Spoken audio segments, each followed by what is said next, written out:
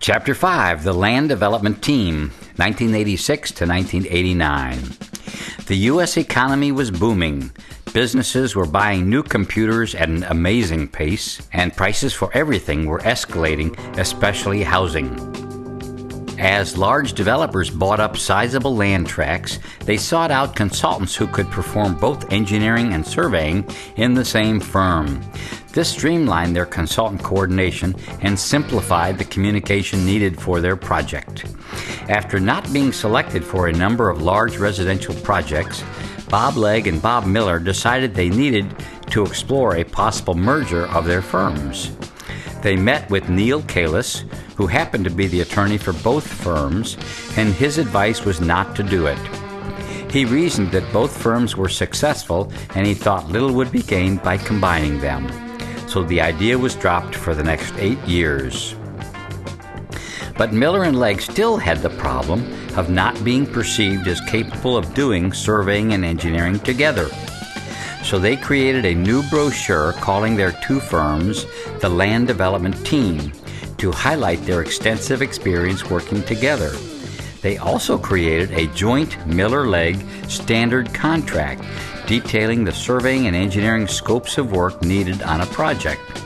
It was to be signed by both Miller and Legg and the client, with invoices to come from the firm assigned to each task. This unique approach was successful and positioned them to obtain larger projects and grow both firms. When architect clients were laying out residential subdivisions, it was not uncommon for them to ask Legg to take their sketch and compute the dimensions to fine-tune the number of lots that could be fit on the parcel. On one occasion, an architect who was not particularly accurate with his sketch was told by Bob Legg that his layout of 100 lots was actually only suitable for 80 lots. The reply was a casual, "Okay, just make it work." As land development expanded westward toward the Everglades, the Legg surveyors had occasion to locate and identify several 2,000-year-old Indian sites and share the information with county archaeologists.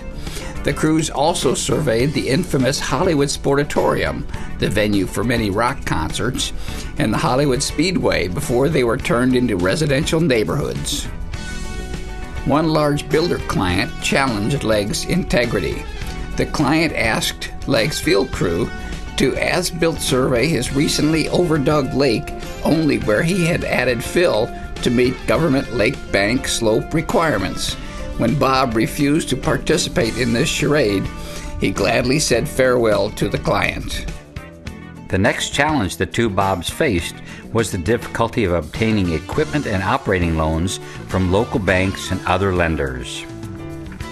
So a group of local businessmen, friends of Bob and Bob, was assembled to discuss the possibility of starting their own commercial bank that would be business-friendly.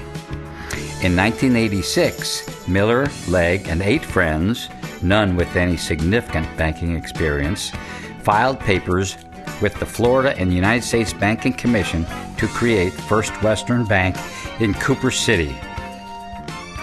The bank struggled but survived for 16 years before being bought out by a larger bank. This banking experience was a good education for both Bobs to see how a bank loan committee operates and how lenders evaluate the financial health of businesses. Miller Legg is now a successful business with sound financial practices thanks to this invaluable banking experience. Bob Miller had heard about a firm that took its staff for a weekend retreat to plan the company's future. He decided this would be worth trying. So in 1986, all of the RH M&A company staff, 12 persons, retreated to a St. Lucie County resort and created a set of goals for the company's future development. These annual retreats became the impetus for regular planning and assigning teams to execute operational improvements in the company. One early objective, which was soon realized, was to convert the manual bookkeeping system to a computerized one using Timberline software. Bonnie Miller, spent 9 months researching and implementing the new program. This system permitted better tracking of financial performance criteria and served the company well for over 15 years. Both Legg and Miller grew their staffs to over 30 persons each. Woody Woodrum was hired by Bob Legg in 1987 and still does a great job in the field. Legg made several significant investments in new technology, including computers, data collectors for fieldwork, and DigiCAD drafting software. Miller & Associates was awarded its largest project ever, a $1.2 million fee to restore a 250-acre mangrove wetland at West Lake Park in Hollywood. This was a very important project for Miller & Associates to win. Bob thought hard about how to differentiate his firm in order to be selected over his competition, the two largest engineering firms in South Florida. He decided to present a visual impact that would be unique and memorable to the county commissioners on the selection committee. So he filled a 5-gallon glass jug with muddy water from Westlake, placed it in a box marked "Private, Do Not Open," and put it in the corner of the presentation room the day before the meeting. Then, at the time of their presentation, the Miller team unboxed the jug to show how clear the lake water would be after they completed their wetlands restoration work. Bob then shook up the jar to show the current muddy lake condition. The selection committee was duly impressed, and Miller was given the job. As the firm's first large environmental project, it took 6 years to complete and gave a significant boost to this new discipline in the company.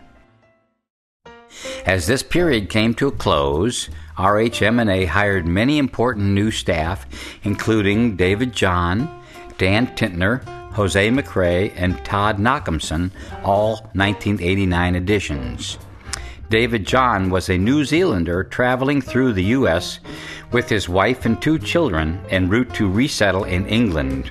While in Naples, Florida, his wife Diana, concerned that they might run out of money before arriving in England, noticed an ad in the Miami Herald for a civil engineer. She urged David to investigate this opportunity, and after a couple of trips across Alligator Alley, he joined Miller & Associates to manage the Westlake Park project. The John family never made it to England, and now they are all American citizens. Bob Miller was selected as the Florida Engineer of the Year in 1988 by the Florida Engineering Society. This was in recognition for his many years of professional and community activities. During this time, the Miami Heat basketball team was born, and the U.S. invaded Panama. The oil tanker Exxon Valdez ran aground and spilled 11 million gallons of crude oil across 1,200 miles of Alaskan beaches.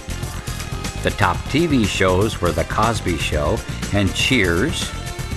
In 1986, the Space Shuttle Challenger exploded during its launch, killing the 7 astronauts aboard, including teacher Krista McAuliffe.